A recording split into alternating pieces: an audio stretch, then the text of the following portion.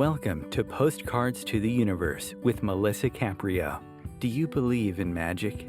What if you were told that all you had to do was get a little creative and work a magic spell to bring anything you can imagine into your life? Here on Postcards to the Universe, we will share manifesting, tips, postcards, creativity, abundance, and prosperity. Here is your host, Melisa Caprio. Hey everyone, and welcome to Postcards to the Universe with Melisa, creating the life you crave. It's Wednesday. Love Wednesdays because I love doing my show. I talk to the most interesting people. I hope you guys are doing well this Wednesday. Today I have a really interesting guest. She is a Tarot High Priestess and author, Leeza Robertson, and we're going to be talking mostly about her book today called A Year of Angel Guidance, an Introduction to 12 New Guardians. It's really cool. I have the book right here in front of me as we're doing the show, so we're going to talk about that in just a few moments. A big shout out to all my regulars who listen weekly and send me messages. Thank you so much. I love that you come and join me each week. For those of you who have found my show for the first time, I want to give you a big, warm welcome. Thank you for being here with me. I always have interesting guests that I like to talk to each week, so hopefully you'll keep coming back. A little bit about me, if this is the first time you're ever hearing me. I am an artist, I'm a photographer, I'm an author, and I also have a book, and it's titled Postcards to the Universe, Harness the Universe's Power and Manifest Your Dreams. And in my book, there are 30 manifesting stories along with photographs. I took all the photos in the book of the contributors manifesting postcards, and I include writing exercises, and it helps us all get clear on what it is we want to manifest, because we're not always really sure exactly what it is. We just know that there's a certain feeling we want, like more joy, happiness, abundance. So it helps us get clear in that area. And there's also a toolbox full of fun exercises on how to manifest, the big ones, which are love, money, health, career, so much more. We always want more abundance in those areas, don't we? So if you're interested in doing the inner work exercises and the writing exercises and reading people's incredible journeys of transformation, manifesting, and inspiration, please go to your favorite bookstore or online and purchase a copy. And I'm also asking, and I ask each week, for people to send me a manifesting postcard, which is kind of like a mini vision board. And if you don't know what I'm talking about, you can find that out on my website, postcardstotheuniverse.com, and it tells you how to create a manifesting postcard and also where to send it when you create it. And if you like Facebook and you like to be a part of cool Facebook groups, I have one called Postcards of Love, and we share funny and uplifting stuff, so come and join me over there. So each week I share I call it a magical message, and I post it on all my social media, and it's an image of a manifesting postcard that I photograph with an affirmation. I love affirmations. I focus on them a lot. I think they're very powerful to use daily for it becoming a new belief in our lives. And this week's magical message is discover loving you. So what does loving you mean? And self-love, right? It's about self-love. And self-love is an unshakable belief in our own worthiness. Without self-love, we always feel that we're not good enough, no matter how much we accomplish or how others in our lives love us. And by not providing ourselves with self-love, we subconsciously sabotage ourselves. We feel terrible inside, and we feel disconnected from the people and things that matter most in our life. And when we learn to love ourselves, we become more compassionate and grateful for who we are. Many people mistake loving ourselves as having a big ego or being stuck up or becoming narcissistic, and that's not what it is. Our family and friends and truthfully everyone benefits from our ability to love ourselves, because when we are self-loving, it doesn't mean that we see ourselves as better than anyone else, right? Rather, it gives us the ability to help change the world in positive ways through love and compassion. And by learning to love ourselves, we discover the inherent value we have to offer others. We give others love and support and to help build their confidence because we have already discovered how to give it to ourselves first. And that's really important. So, why is self love and worthiness such an issue? I believe some of us can't let go of past mistakes that we've made, and we carry guilt. Maybe it was messages that we received growing up. I believe comparing ourselves to others, especially their accomplishments, is not self-loving, feeling that we don't deserve what it is we want. And that's just to name a few. So it's time to go on a journey and discover how to love yourself. Imagine how someone who loves you in a healthy way would treat you, and do that. Or do what you do for the people that you love and turn it inward and do and say all those things to yourself.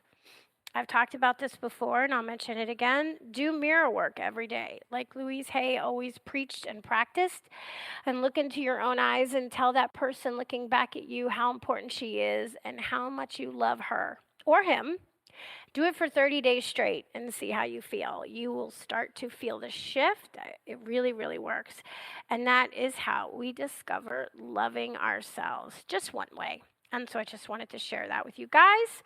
Okay, so next week I have Dana Sardano. She's the owner, resident, and artist and intuitive. And Sardano has authored several books, all centered around personal growth and wellness. So we're going to be talking to her next week about some of her books, and it's going to be a really interesting show. But today's show is really cool. Like I said, I have the book right here in front of me. Leeza Robertson is the Tarot High Priestess Personified. I love that tagline. The leading disruptive visionary of creative consciousness, bridging the world of the arcana and mundane. She believes humanity stands on the precipice of evolutionary expansion. The leading edge of human expression is at our fingertips, and all we have to do is leap.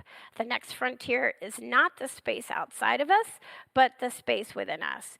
In her book, A Year of Angel Guidance, an introduction to 12 new guardians, readers enjoy a daily dose of divine medicine with this book's inspiring messages sent by the angelic realm's unsung heroes. Each guardian is the focus of a full calendar month, bringing you day-by-day guidance based on that angel's theme. This year-long devotional introduces you to lesser-known angels who want to assist with everyday concerns and show you the path to peace and abundance. In addition to daily lessons that help you navigate the human experience, this book offers a prayer of connection and a closing ceremony for each month that deepens your angelic practice. And for more information, you can look at the website. If you can, while you're listening, go to LeezaRobertsonWrites.com, and I'm going to spell that www.Leeza, Leeza, Robertson, Robertson, Writes, WRITES.com. Welcome, Leeza. Thanks so much for joining me today. I'm excited to talk to you. Thanks so much for having me. I really, really enjoy the book. It's right here. So why don't you share with us a little bit about yourself and what inspired you to write this book in particular, A Year of Angel Guidance? Right. Well, this particular book, it was interesting because I've been working with angels for a long time now. And I had my very first angel encounter in, 2009. And it is one of those things where through my own wanting to know more and wanting to connect deeper, I really wanted something that gave me some practical exercises, some practical tips, some day-to-day guidance with the different angels. And I just couldn't find it. I literally couldn't find it. And um, I went off and I started working in tarot for a while because I'm really reluctant when it comes to the angels. I've got a very complicated background, having grown up Catholic. I rejected the angels for a very long time.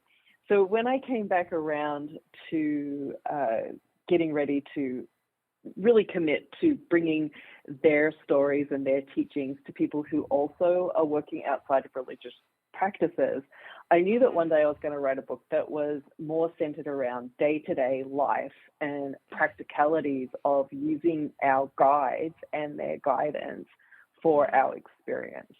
So that's how this book came about. Yeah, that's interesting. But I have to ask, since you said it, you had your first angel encounter approximately 2009. What happened? Like, what was that like? What were you doing? Well, I was walking into my kitchen and I saw 12 angels making sandwiches. And it was an interesting period in my life. So I actually thought like I was having a psychotic breakdown. And I was like, well, that's it. I've finally snapped. Like, this is it. I'm done.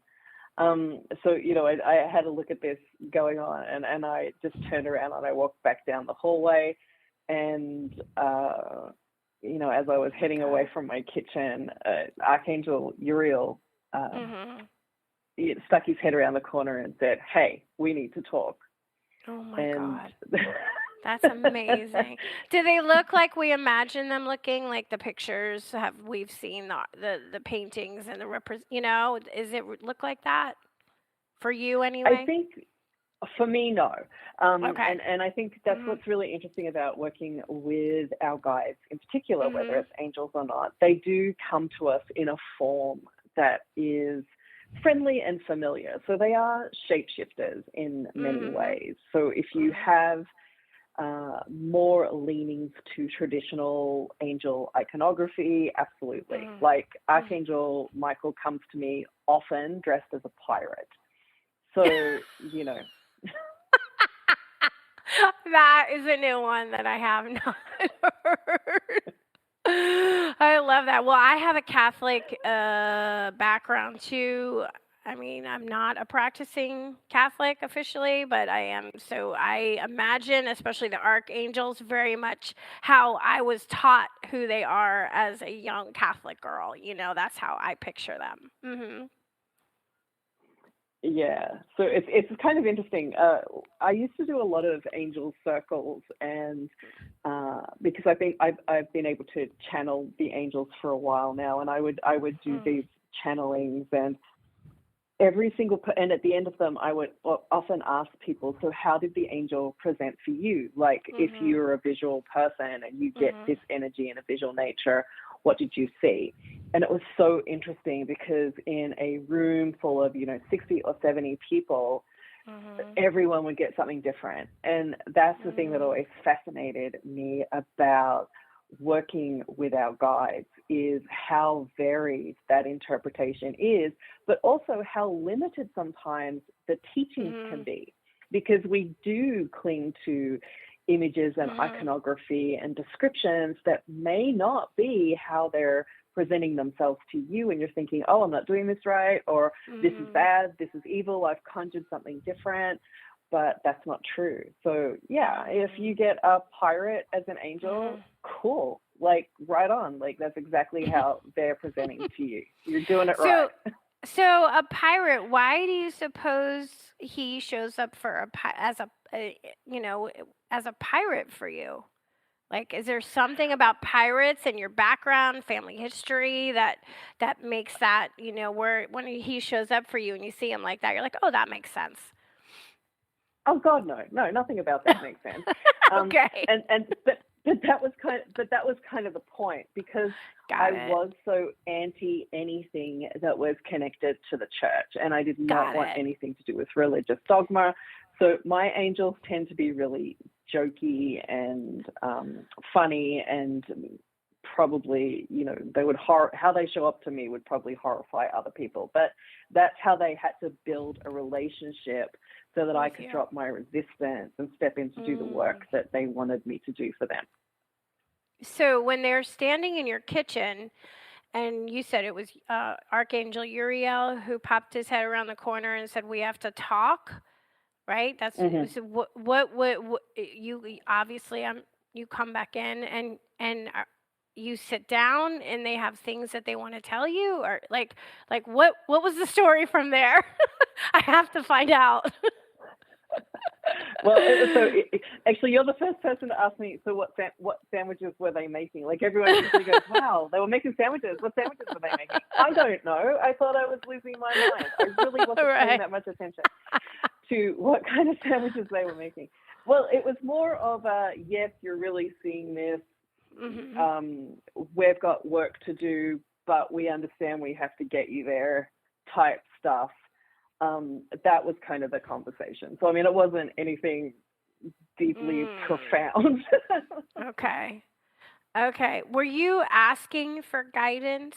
And like in preceding this event, was there a lot of you asking for guidance for them to show up for you? No, not in the slightest. Not in the slightest. It's really interesting because for people listening, there's so many people that are praying and begging and asking for guidance, and maybe, and I'm sure they are receiving it and maybe they're not seeing it. So I just was curious, like if you had been asking and then all of a sudden one day they just show up for you. There's so much more. And we're going to talk about these lesser known angels and how you channel them.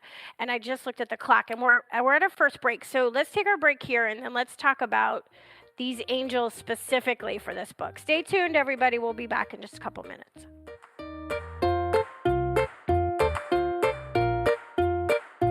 Conscious media for conscious minds. OMTimes. Host your show on IOM-FM, the radio network of OMTimes Media, one of the more recognized brand names in the conscious community, and is backed by the extensive marketing reach of OMTimes. Hosting a show on IOM-FM immediately connects you with our extensive dedicated community.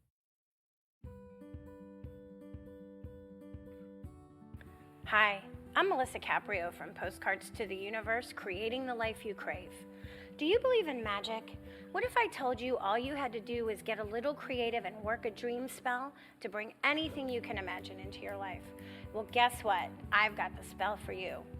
Postcards to the Universe, a global movement for manifestation, is a casting magical tool for you to use whenever you want. How does living in passion sound to you? Join me in my movement where you get to create in the magical playground. Let's think outside the box and do some playful conjuring. By casting out our desires with a manifesting postcard, we explore our hearts and allow the alchemy of our dreams to appear. And don't forget to tune in each week here on OMTimes Radio with my show, Postcards to the Universe, creating the life you crave at 4 p.m. Eastern Time. I share tips on creativity, abundance, and prosperity, and you will be introduced to the coolest guests, trailblazers, mystics, and creatives who enrich our lives.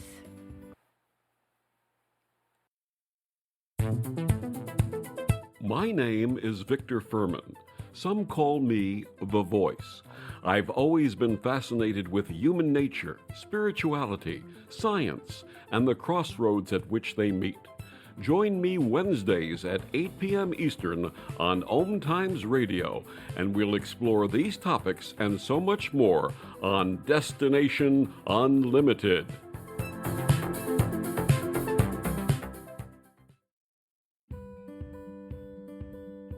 The rainbow is God's promise of hope for you and me. And though the clouds hang heavy and the sun we cannot see, we know above the dark clouds that fill the stormy sky, hope's rainbow will come shining through when the clouds have drifted by. Teresa Caprio is the president and founder of Rainbow Guardian Inc., a nonprofit 501c3 serving the intellectually challenged / developmentally disabled, including autism.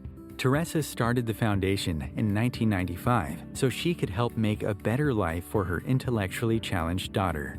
Her dream is that the Rainbow Guardian will provide the necessary tools and education to help the public understand the special needs population, because it's often discarded in mainstream society. To find out more or make a donation in support, please go to www.rainbowguardian.org. Rainbow Guardian's special mission is to see these unique people live a happy, full life and have a future of liberty and equality.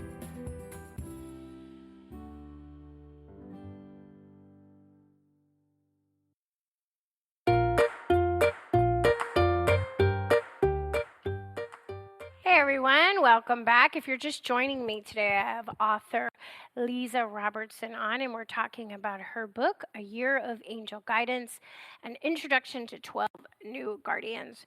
So, Leeza, the angels for the book are lesser known angels. And how did you discover these particular angels that you share in the book? Did you channel them? So one of the things that I often do when I sit down to either design a tarot deck or write a book is once I kind of know what kind of topic I'm going to do, is I do sit in meditation for a while and I ask for, the energy to step forward. So who's going to step forward for this book? What kind of material is going to be in this book? And we kind of have this really big vibrational spiritual board meeting. So these were the angels that stepped forward, and they were the ones who believed in their mind had the information that was relevant for where we are right now in our evolutionary journey as human beings. Okay, that makes sense. So you would get somebody would step forward, and you would hear a name. Or would you see them also like you had the original experience, or was this a little different? Sometimes, like some of these angels I had actually met, and I talk about where I met these ones and how I came across them. And some of them were actually new even to me. Like they were just coming forward and helping me with this book or helping me at the time. So it was a collection of some that I worked with, some that I knew of, and some that were new. But yes, I do see them. I'm a very visual person. It is kind of like they're in the room with me. Yeah, that's cool. I love that. So the book, the way she laid the book out, it's each month is represented by a different angel, and they have a message for the month, but then there's also on top of that daily messages for us, so you can look up any date you want and see what the message is, and that was given to you by the angels and how they wanted you to lay it out. I had this idea to write a book, and I don't know why, because actually this was one of the hardest books I think I've ever written. Because as I said, I wanted something that was more day to day and it was more practical, and I hadn't seen anything specifically for working with angelic energy that was like this. So I knew that this is how I wanted the format of the book to be, which again, when I asked for which guardian angels wanted to be part of this book, they also had to understand this is the format and how we were going to lay this out, and they had to have these little exercises or messages that we could slot into the book. So I always knew, like from the get-go, that it was going to be a message a day type book. Yeah, and is that why you call it your daily dose of angelic medicine? Is that where that came from? That's the marketing team at Llewellyn. I actually didn't give the book a name. It is, though. It's angelic medicine. So, right. So you're getting a little snippet for the day, but like I said, there's a theme for the month. So do you think that we should briefly mention, just so people understand what we're talking about, like the name of the angels and maybe what they represent, like for each month? Do you want to do that? Well, I think we could do you want to dive into today? Like, that would be a great example. Yes, yes. I love that. Because I think it's kind of relevant, because as we are recording this, we are in March, And the angel for March is Willow, and this is the month of manifestation. So it's, and we are, if we even look at the astrology for where we are here in March 2023, we just had this big full moon that was all about miracles and changing. Saturn's just changed signs. So it's interesting that I drafted this book 2 years ago, not knowing what was going to happen like this year. But like March is also a change. We have the spring equinox in the northern hemisphere. We have the autumn equinox in the southern hemisphere. So there's a lot of manifesting energy in March. There's a lot of things that we can get really deep with here with guardian angel Willow. So that's one of, so we have this whole monthly energy that's tied into seasons, astrology, and all that good stuff. And then if we flick to the day, and I know I should know what day it is. What is it? It's the 8th. It's the 8th, yes. Yes. And this is true because many of us that work on manifesting who like listen to my show regularly, want to manifest, we do have a tendency, because you say, have you ever been tempted to dig up your seeds and check on them, right? And it's like, we do that, right? Instead of just saying, okay, I planted my seeds and then just move on with your life and take care of the things you need to take care of. We're like digging it back up. Has it happened yet? Is it sprouting? Is it growing? I think we all do that. Right. So each of these little daily prompts are either reminders, guidance, or sometimes there's like strategic little exercises to do for that day for the vortex of energy that we're in. So while we're doing the manifesting journey, there's certain things we want to do with it. If we were to say skip ahead to say September, where we're working with Sylvania, the angel of transition, then there'd be different prompts and guidance and exercises based on this whole concept of, so what is a transition? What types of energy are we in when we're in a transition? This chapter actually was a really great chapter for me to write, the chapter of transitions. I learned a lot about energy leaks. I learned a lot about how we begin a cycle and end a cycle, how we move from one task to the next task. So, there's so many little bits and pieces of relevant information that we just can grab onto and, go, oh, yeah, I'll just keep that in my mind today. And that will either increase the flow or drop our anxiety or just tap us in and tune us in to some of the subtle frequencies that are floating around in our day-to-day experience. They get lost, right? They get lost when we're just out and about. Well, also in her book, she has a connection prayer that brings in the energy for the particular month. So since we're using March, because we're in March, bringing in the energy of the angel of manifestation, you have a whole prayer for calling in Willow. And I have to tell you personally, Willow is one of my favorite names. It has a very magical association for me, and one of my favorite cats, who unfortunately we lost last year, I named her Willow. So when I saw that Willow was associated with manifestation, and me, I'm all about, that's all I talk about is manifestation in my book, I was like, oh, it's so perfect. And I had no idea that about an angelic being called Willow, and it's associated with manifestation. So when I saw it, it gave me like goosebumps. I was like, oh my God, I definitely have to connect with Willow, the angel of manifestation, on a regular basis, not just March, but for me on a regular basis. So I just loved it. I love that. And that you happen to show up in March. You happen to be on my guest list in March. So there's no coincidences. So I think that's perfect. Yeah, the opening and closing prayers were really important to me because I do a lot of energy work and I do a lot of ritual and ceremony. And it's important that when we are working with energy, regardless of whether it's Reiki or spell casting or connecting with our guides, that we officially open a channel or open a passage or open a door where we're having this flow, because energy can't flow if there's no opening.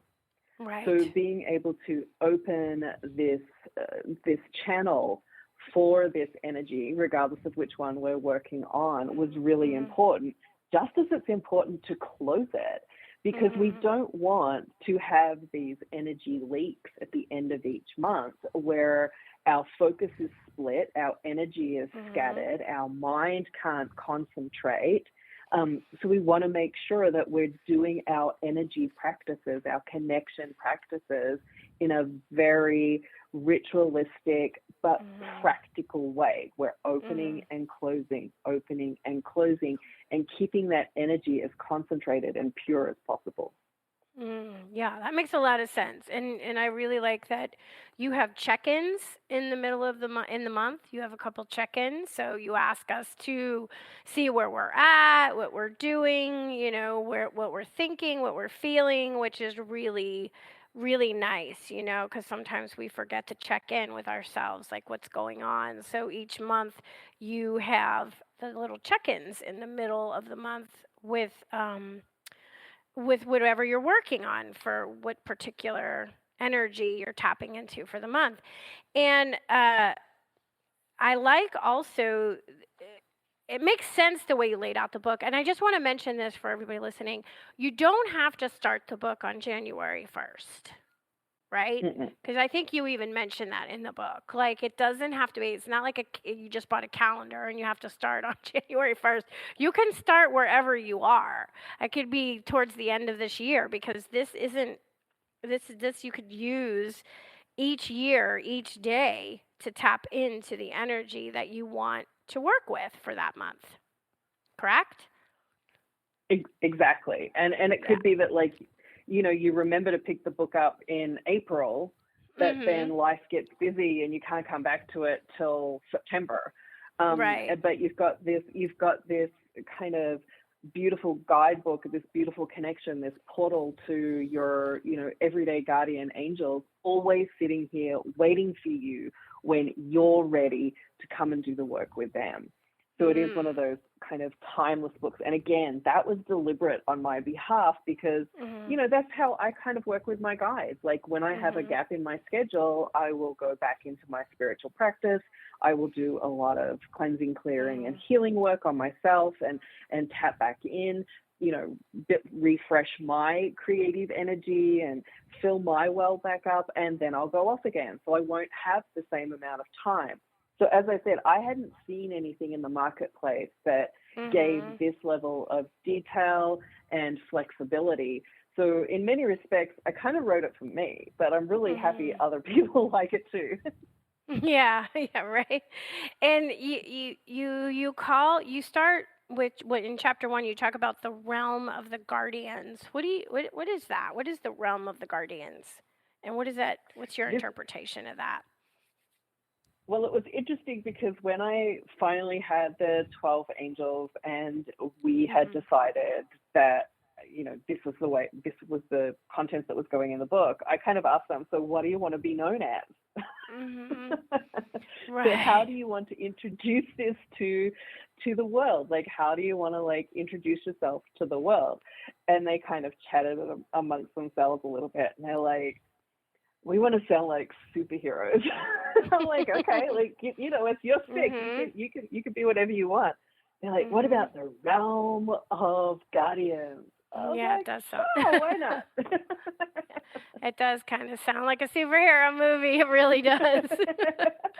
Yeah, that makes sense. And each month, so you start with, and they sort of do follow each other, which is nice. So you start with, I'll just read them because I have them in front of me.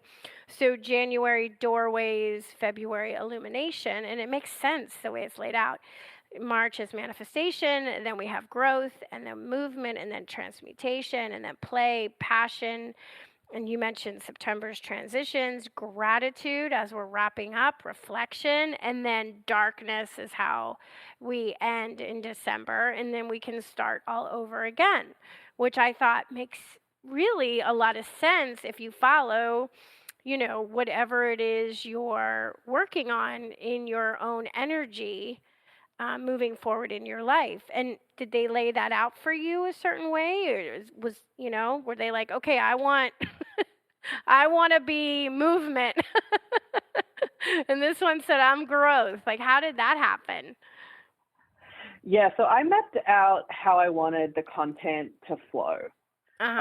Because, as I said, I do a lot of ritual and ceremony myself. So I wanted something that seemed natural and worked with the cycles of the year. And and when I wrote it, I was like, I know this is feeling very Northern Hemisphere-ish, but you could reverse it if you wanted to.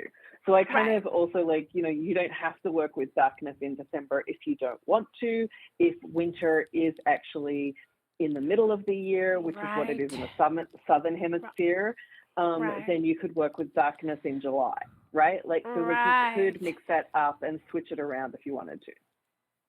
Yeah, that makes sense. See, we forget. I mean, you're from originally Australia, so you are much more aware of that than us in the Northern Hemisphere, that this is the only experience we've ever had, right? We always associate winter in, December and the end of the year, but it's really summer in December in Australia, so it's totally different. That makes a lot of sense. Yeah, that makes a lot of sense. But I love, though, what each month represents as far as the energy behind it. Like, it makes sense that after manifestation would be growth, wherever that falls, whatever hemisphere you're in. That makes a lot of sense to me, right? We put out our manifestation, and then we were going to be working with letting our manifestation grow. Right. Exactly. So that there is some sequential stuff in there, like even if you didn't use the calendar, just this whole thing of you've got to open a door and follow a new path. You've got to see the light. You've got to have the light, right? So like, this was my inner gardener kind of working too. Yeah, like that makes a lot of sense. What happens in the outdoors? And again, this is part of the ritualistic part of this. If we turn to nature, because the guardians are very earth-based, right? They deal with our everyday life. Our everyday life is very much dictated by the natural world that we live in. So what happens in that world, and how does it connect to us on a subconscious level and an emotional level, where it's influencing us even if we're not aware of it. And a lot of these themes are flowing through our day-to-day experience, even if consciously we're not really thinking about it, because we're just in the environmental aspect of getting up and it's dark at 4 p.m. Getting up and it's dark, or getting up and it's light. And all of those seasonal and natural shifts. So there's all of these different layers that go on throughout the year and even through our day that this kind of work just taps us back into and kind of lets us know we're not alone. We're all having a similar experience. We're not isolated. We're not islands. We're all connected to the natural world. And we're all connected to the spiritual world. The guardians are here for everyone. They're not just picking some people and not others. Everything that we can see and have an experience of with our six senses is available to everybody. And this kind of work plugs us back into that. Makes so much sense. Oh my goodness. Oh geez, we gotta take our second break. Let's take it here and we'll talk more about that when we come back. Stay tuned, everybody. Be right back.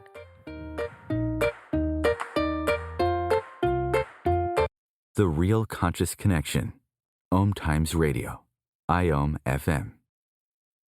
OMTimes Magazine is one of the leading online content providers of positivity, wellness, and personal empowerment. A philanthropic organization, their net proceeds are funneled to support worldwide charity initiatives via Humanity Healing International. Through their commitment to creating community and providing conscious content, they aspire to uplift humanity on a global scale. OMTimes, co-creating a more conscious lifestyle.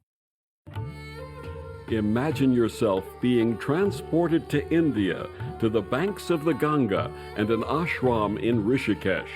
Visualize that you are welcome to satsang with an American sannyasi who shares the wisdom of her guru. Your visualization has manifested. Join Sattvi Bhagawati Saraswati for inspiration and transformation every Thursday at 11 a.m. Eastern on OMTimes Radio.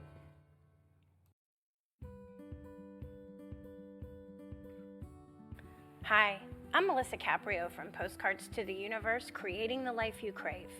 Do you believe in magic? What if I told you all you had to do was get a little creative and work a dream spell to bring anything you can imagine into your life? Well, guess what? I've got the spell for you. Postcards to the Universe, a global movement for manifestation, is a casting magical tool for you to use whenever you want. How does living in passion sound to you? Join me in my movement where you get to create in the magical playground. Let's think outside the box and do some playful conjuring. By casting out our desires with a manifesting postcard, we explore our hearts and allow the alchemy of our dreams to appear. And don't forget to tune in each week here on OMTimes Radio with my show, Postcards to the Universe, creating the life you crave at 4 p.m. Eastern Time.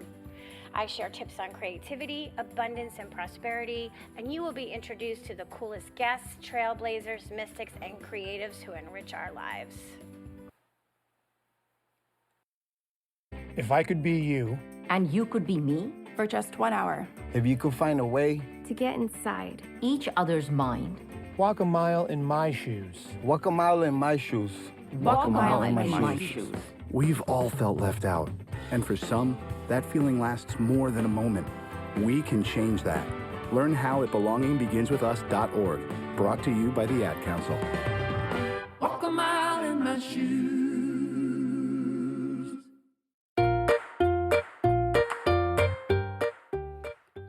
Welcome back. So, Leeza, I was thinking during the break, and I don't really want to say, do you have a favorite? Because I don't think that's the right word. But is there one of the angels that you connected with, maybe more than the others?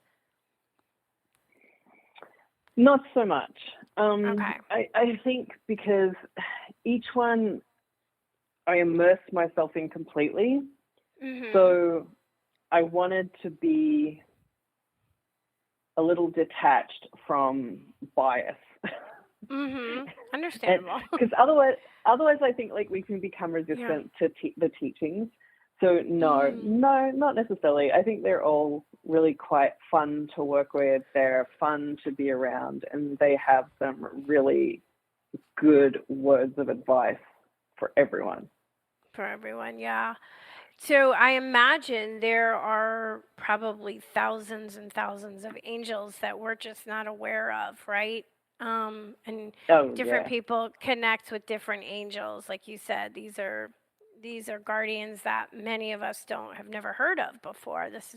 Came through you. So how, for the layperson who's listening and has never done any of this kind of work, never even thought about trying to connect to some of their guardians and angels, like what could we do to kind of open ourselves up to maybe start getting some messages from our angels that have things that they want us to know? Yeah, and I encourage everyone to try and connect with their own personal angels all the time. And I think one of the easiest things to do is some automatic writing. And one of the quickest ways, and here's where you have to like clear your doubt though, like don't question the message. Like I don't care if you think it's coming from your imagination, just roll with it. I don't care if you think it's coming from your ego, just roll with it. So get a blank piece of paper and write a question at the top of the page, but make it very clear and concise. Don't make it a complicated question. Make it a question that can give a very quick and concise reply to. And then once you've written that question, by that I mean don't ask like 25 questions in one question, because some people do that. Like, will I get this, and will it then do this, and will this happen, and will this person come back, and how will that be? No, like one thing, just ask for one thing. What would be, what should I be on the lookout for today? What would be something that could challenge me today? What would something that would be fun today? Like really short, concise, clear questions. Write that at the top of the page, and then just place your hand on your heart and take a couple of breaths, and then just allow an answer to bubble up. Don't question it. You don't need to know where it comes from. It doesn't matter where it comes from. And then write the answer down. And do this for a couple of days until you get into this rhythm and flow. And then if you want to know if this is coming from a specific angel, you can then ask, what is your name? What is your name? Dear angel, what is your name? And then if you want to know like more about them, you can say, what type of angel are you? Because there's so many different types of angels. And then, you can start to build that relationship over time. But like all relationships, you have to put a little bit of work into it. Like it doesn't just click. Like you can't just like walk up to someone in the street and, just expect them to instantly be your best friend. There's a little bit of work involved with connecting with our guides. And it's just like, if they're a real person, if you were building a new relationship with a real person, what would you do? Because that same thing applies here. Yeah, that's actually a really good idea. I've done automatic writing before. And you'd be surprised what messages come through if you stick with it for a while. That's a really good tip for us who maybe want to talk, intimately with our own angels, right? And get some answers to some questions we have. Do you think that, in your personal opinion, do you think angels have ever been human and then became angels, or do you think they've always been from that angelic realm and they were never human? My understanding of my conversations with the angels is that they have never taken physical form. In fact, they're very jealous of humans in that respect, that they don't get to experience what we experience, that they are vibrational beings from a different band of consciousness. So that's kind of my belief just through my conversations with them. I always wonder if like angels will like jump in a human body or show up as a human form to help people in certain situations. Do you think that happens? That they like, or they'll, you'll think you're talking to a human, but really it's an angel, and then it's just like because they were needed for a certain circumstance? I think for me, my personal belief is the angels nudge that person into your life at that particular time, or sent them an insight or an impulse, and they just showed up and they're like, I don't even know why I'm here.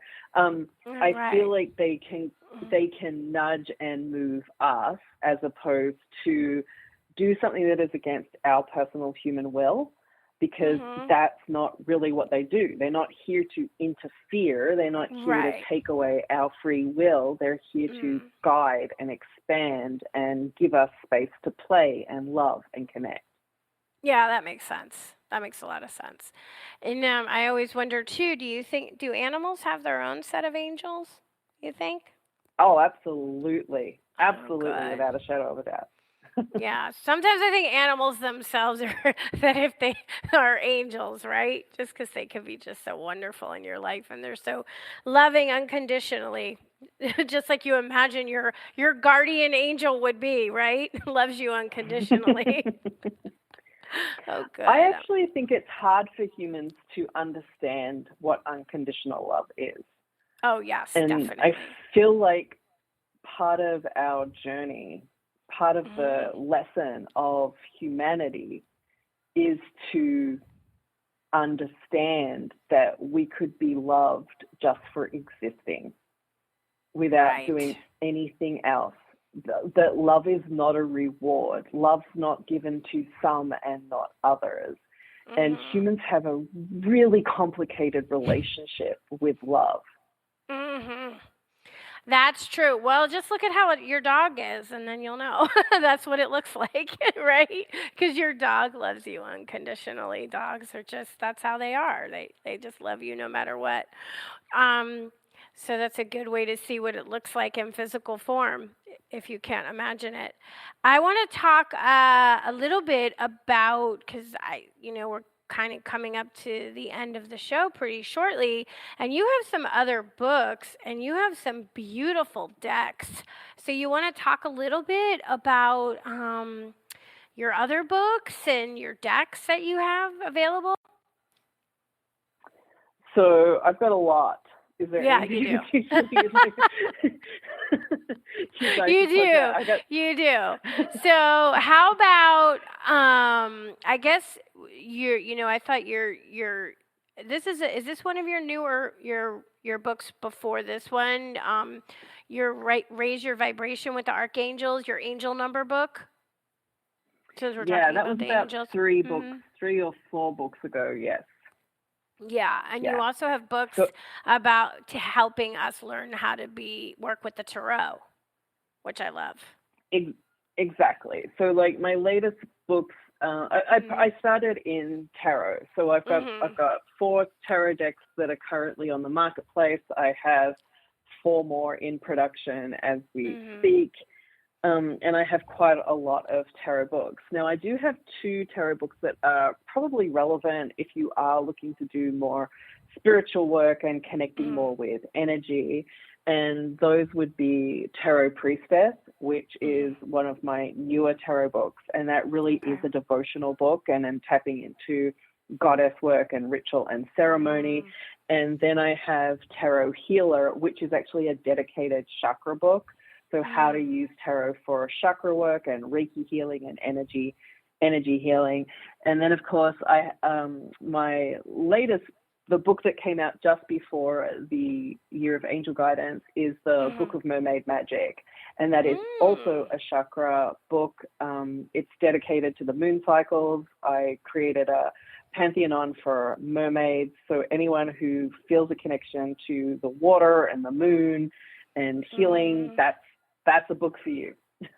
And you have the Mermaid Tarot also that I thought they look beautiful. And I love your Cirque du Tarot cards. Like they're just so beautiful. I love them. And then you have your Soul Cats Tarot. So for those of you like me who I don't even know how to read the tarot. I learned recently a few years ago to read the Lenormand cards, which I find fascinating, but I don't really know how to read the tarot, but I just still love collecting cards and decks. I love having them and holding them and flipping them and feeling them and the energy of them. But you have really beautiful cards. When do you have time to create all this? You must be like writing and creating every day. I am, and I have been for years. Yeah. What's your newest deck? What's the most recent deck that you released? The most recent, well, actually, Cirque and Soul Cats came out a month apart. Oh, so they're pretty close to, they were pretty close together. And so then that just happened because we had all that shipping mess after COVID. So Cirque got stuck in the ports for like 4 months, which put it really behind release schedule. So those two came out very close together. Now, are those channeled to you also? Yes and no.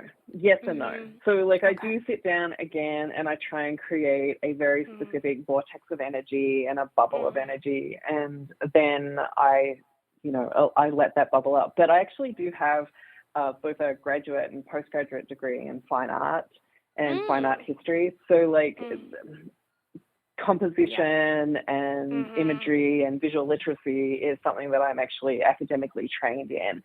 So that helps a lot when it comes to designing the cards and the images and how I want the symbolism and the light to play off them, and being able to give those directions then to the artist so the artist can then create these beautiful miniature masterpieces.